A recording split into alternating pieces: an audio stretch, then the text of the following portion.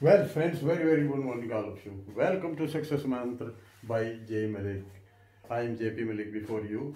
Today, we will discuss one person company, OPC. देखिए, company means group of person, ऐसा हम समझते थे, लेकिन under section 2 sub section 62 of companies act 2013 में इसको डिफाइन किया कि वन पर्सन कंपनी भी इनकॉर्पोरेट की जा सकती है, कंपनी का गठन किया जा सकता है और कोई भी बिजनेस स्टार्ट किया जा सकता है। ये सरकार ने एक सुविधा दी है कि वन पर्सन कंपनी भी होनी चाहिए, पर जस्ट लाइक प्राइवेट कंपनी में क्या है, मिनिमम 2 शेयर होल्डर और मैक्सिमम 200, लेकिन यहाँ पर एक ही शेयर होल्डर होगा वो और एक डायरेक्टर, या शेयर होल्डर और डायरेक्टर दोनों एक हो सकते हैं। तो आइए इसको डिस्कस करते हैं।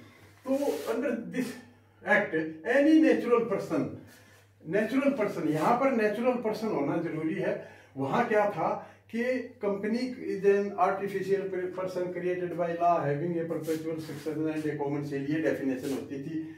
कोई एक शेयर होल्डर जाता था, दूसरा आ जाता था, कंपनी चलती रहती थी। यहाँ पर ऐसा नहीं है। Natural person 18 years and above, Indian और एनआरआई की डेफिनेशन यहाँ पर थोड़ी चेंज कर दी। उसकी डेफिनेशन थी कि 182 डेज वो रहा हो बाहर, वो रिड्यूस करके 120 डेज की है। तो इंडियन और एनआरआई कोई भी can start a business for lawful purpose, कोई भी बिजनेस शुरू कर सकता है। क्योंकि देखिए आज देश में बेरोजगारी है, तो सरकार ने जैसे कोई सेल्फ एम्प्लॉयड या प्रोप्राइटरशिप बिजनेस करते हैं तो वहाँ उनकी जगह वन पर्सन कंपनी स्टार्ट की जा सकती है। देखिए ये जो कॉम्बिनेशन ऑफ सेल्फ एम्प्लॉयमेंट और sole proprietorship plus private limited company का कॉम्बिनेशन है। सोल प्रोप्राइटरशिप और प्राइवेट लिमिटेड कंपनी में क्या है कि वन मैन कंपनी या प्राइवेट लिमिटेड कंपनी में लिमिटेड लायबिलिटी वर्ड है, जबकि प्रोप्राइटरशिप में लिमिटेड वर्ड नहीं है। कोई भी देनदारी है तो उसके बिजनेस से प्लस उसकी पर्सनल एसेट से उसकी रिकवरी होती है। लेकिन यहाँ पर क्या है, लिमिटेड लायबिलिटी है। लिमिटेड लायबिलिटी मीन्स यहाँ इसका मतलब ये है कि जो बिजनेस, जो कंपनी का जो एसेट्स है उसी से रिकवरी हो सकती है। अगर वो ओपीसी में कोई लोन लिया जाता है, देखिए लोन तो कंपनी को मिल जाएगा, लोन की सुविधा है, लेकिन जब अगर कोई रिकवरी की बात आती है और कंपनी की ही एसेट से उसकी रिकवरी हो सकती है, जो ओनर है, वन पर्सन जो ओनर है या मेंबर है या शेयर होल्डर है, उसकी पर्सनल एसेट अटैच नहीं हो सकती। तो ये इसका एक फायदा है। तो एक तो any natural person 18 year and above, Indian और NRI can start a business for lawful purpose. दूसरा लिमिटेड लायबिलिटी, ये जो कि प्रोप्राइटरशिप या पार्टनरशिप में लिमिटेड लायबिलिटी वर्ड नहीं था, वो इस वन पर्सन कंपनी में है लिमिटेड लायबिलिटी। जैसा मैंने बताया कि लिमिटेड लायबिलिटी का मतलब ये है कि बिजनेस से जो कंपनी की इनकम है या बिजनेस जो उस कंपनी की जो एसेट्स हैं उसी से रिकवरी हो सकती है। पर्सनल ओनर की एसेट से रिकवरी नहीं हो सकती। सिंगल ओनर है, मेंबर कह सकते हैं, शेयर होल्डर कह सकते हैं, या एक डायरेक्टर, और डायरेक्टर और शेयर होल्डर कैन भी सेम, ये भी एक हो सकता है। एक इसमें नॉमिनी की देना पड़ेगा, और नॉमिनी की देखिए मर्जी है कि वो बिजनेस को आगे चलाए या बंद करे। तो after death of owner it is the will of the nominee to continue or not.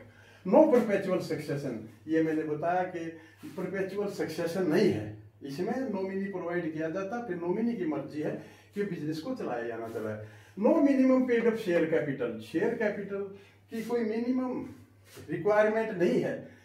Business can be started with ₹5 only, it means कि कितने से भी बिजनेस शुरू किया जा सकता है, थोड़ी पूंजी से भी कर सकते हैं। ये अमेंडमेंट इन 2015 में आ गया था। ओपीसी की लिमिट क्या है, देखिए इसकी एक लिमिट है।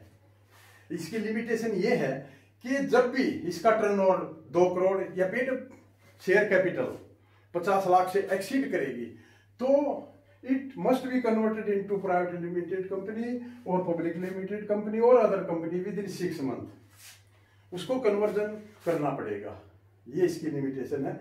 But it can not be converted, अगर वैसे भी कन्वर्जन चाहें तो 2 साल से पहले from the date of its corporation, 2 साल से पहले इसका कन्वर्जन नहीं हो सकता।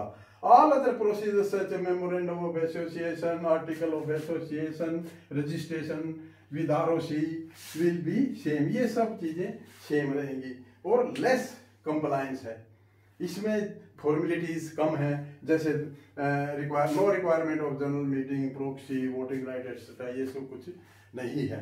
तो इसकी फॉर्मेलिटी कम है, इजी टू स्टार्ट है, इसको आसानी से किया जा सकता है। फिर भी देखिए कुछ इसके लिए डिसएडवांटेज में हम ये कह सकते हैं कि ये स्मॉल बिजनेस के लिए सूट करता है, बिग बिजनेस के लिए तो ये फिर उसका कन्वर्जन हो जाता है। It is not for higher turnover. और दूसरे हाई टैक्स रेट, देखिए टैक्स रेट के जैसे इसमें प्रोप्राइटरशिप में जैसे 10, 20, 30 का स्लैब होते हैं, इसमें स्लैब सिस्टम नहीं चलता, इसका डायरेक्टली 30% टैक्स इस पर लगता है। तो इसका एक ये भी डिसएडवांटेज है कि इसमें रेट ऑफ हायर। और फिर तीसरा नो परपेचुअल सक्सेशन, स्थायित्व इसका नहीं है। और एक चौथा इसका क्या है, it can't carry out non banking business, non banking business ये नहीं चला सकती, जैसे इन्वेस्टमेंट इन सिक्योरिटी स्टॉक। और पांचवा हम इसका लिमिटेशन कह सकते हैं कि it can't issue shares for raising the capital, पूंजी बढ़ाने के लिए शेयर इशू इसमें नहीं हो सकते क्योंकि 1% कंपनी है।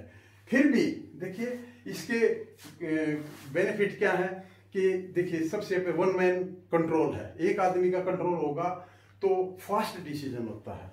और दूसरा लिमिटेड लायबिलिटी वाला बेनिफिट है कि इसमें कंपनी की एसेट से ही रिकवरी होगी, उसकी पर्सनल अटैच नहीं हो सकती कोई भी।